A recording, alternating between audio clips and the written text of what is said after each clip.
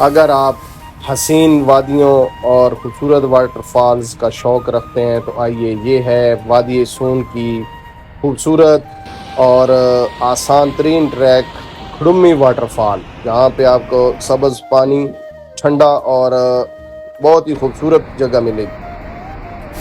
ये वादी सून की सबसे खूबसूरत वाटरफॉल्स है और एक नहीं, यहाँ पे 4 वाटरफॉल्स का सिलसिला है, लेकिन ये सबसे आसान ट्रैक है और बहुत ही खूबसूरत जगह है। यहाँ पे इसके लिए आपको खुशाब आना पड़ेगा और खुशाब से फिर आप कट्ठा सगराल रावलपिंडी रोड पे आएंगे। जब पहाड़ी एरिया में आप आएंगे, दरमियान में एक डेरा होटल है, वहाँ से थोड़ा सा आगे आके आपको एक टर्न मिलेगा जो कि कच्चा ट्रैक है, लेकिन बाइक और 4x4 बआसानी यहाँ तक आ सकती है।